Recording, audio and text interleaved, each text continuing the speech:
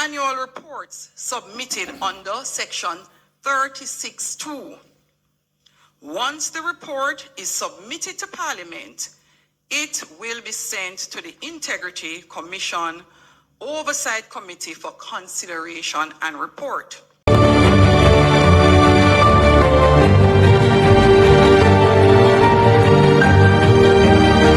Is Juliet Holness trying to protect the illicit 6 members of Parliament and her husband?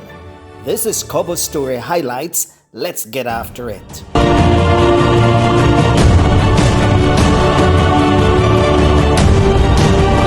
The recent developments surrounding the tabling of Integrity Commission reports in Parliament, with Speaker Juliet Holness seeking a rule change, raised concerns about transparency and accountability. The pre-review by the Integrity Commission's Oversight Committee, before it is tabled in Parliament, raises questions about the motives behind this change. Annual reports submitted under Section 36(2). Once the report is submitted to Parliament, it will be sent to the Integrity Commission Oversight Committee for consideration and report. Once the committee has completed its deliberation, both the reports of the committee and the relevant report from the Integrity Commission will be tabled thereafter. Special reports submitted under 36(3) will be treated in the same manner as a report under 36(2) referenced above. Reports of the Director of Investigations submitted under Section 54(4) will be tabled as soon as possible after receipt by the Parliament, having regard to the serious nature of the matters that are contained therein. It will require the immediate and direct attention of the House. After it is tabled, it will then be submitted to the Integrity Commission Oversight Committee for their consideration and report. Kindly note, all reports from the Integrity Commission will be reviewed by the officers before they are tabled, and it will be tabled in the soonest possible time. No effort will be made to delay such reports. The sudden deviation from the established rule prompts speculation about a potential hidden agenda. Thank you. Madam Speaker, you did say that you had wanted me to pause, and I would have been given a chance to come back, and it is on that basis I'm coming back. Madam Speaker, again, it's just simple clarity that I require, and I suspect from what I've heard that what I'm going to say is true, but I'd want to get the clarity from you that whatever the ruling is, and in keeping with the rules that govern us, that nothing here is meant to hide or obfuscate any ruling that might call any of us into question. And member, I am telling you to stop it. Member, I'm telling you to stop it. I notice you like to make statements that you know the response to, and I would appreciate if you do.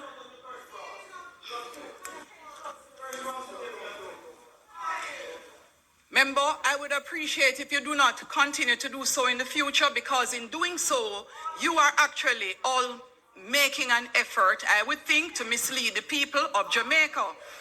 My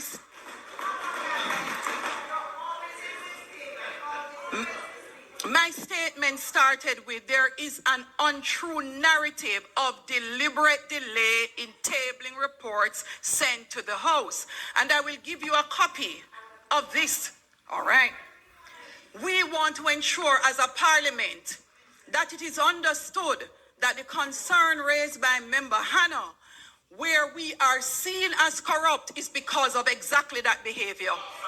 or it is that Angela Brownsburg's comments unnerved the Speaker, who is cognizant that there are 6 members of Parliament who are now being investigated for breaches of their statutory declarations. This adds another layer of complexity, as does the fact that Prime Minister Andrew Holness' statutory declarations for 2021 and 2022 remain uncertified by the Integrity Commission. In order to contextualize the Speaker's reference to Lisa Hanna, let's hear from her. Thank you, Madam Speaker. I was seeking clarity, Madam Speaker, on the section that you read, where you were saying that the Parliament could amend the rules. I would just like you to read that section again for me so I didn't hear it correctly or properly. And I have a follow-up question once you read it. I indicated that some of the discussions we have had underscore the need for constant assessment of the legislations with a view to amending where we as the Parliament think necessary.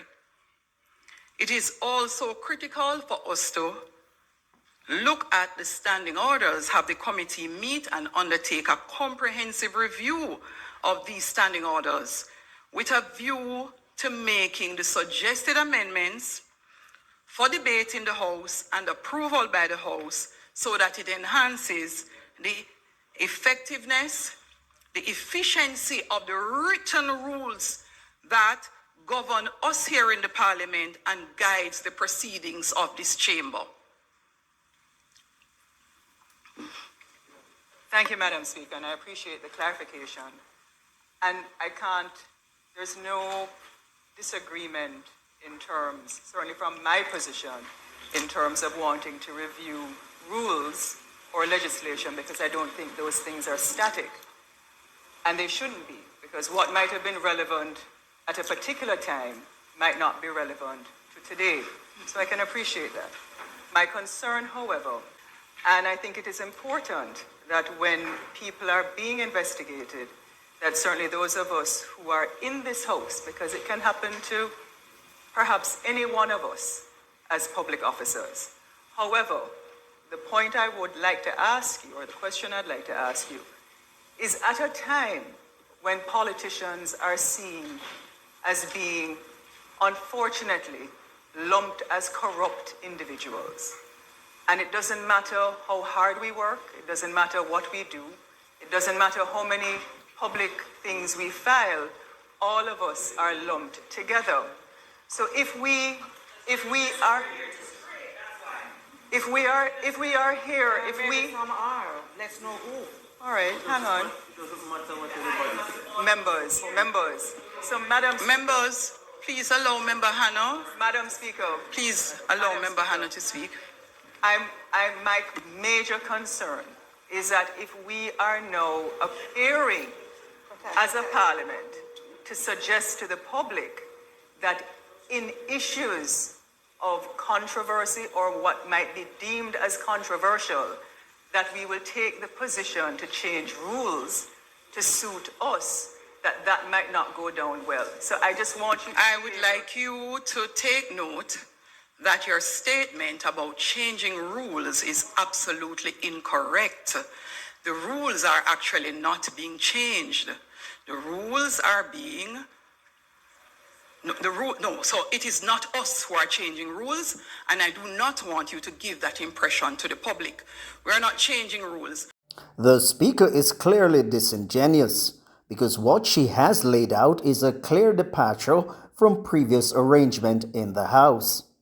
What is true now is that the Integrity Commission annual report will now be reviewed by an officer of the court, which could very well be the Speaker, before it is tabled in the Parliament. Granting parliamentary officers access to Integrity Commission reports ahead of the full House of the Parliament raises concerns about potential manipulation by individuals with hidden agendas. This change in protocol could compromise the integrity of the reports and undermine the objective of holding leaders accountable. Opposition leader Mark Golding was not silent on the issue. Idea of reports coming to Parliament and not being tabled immediately so that they become a matter of public record and public discussion is problematic for me.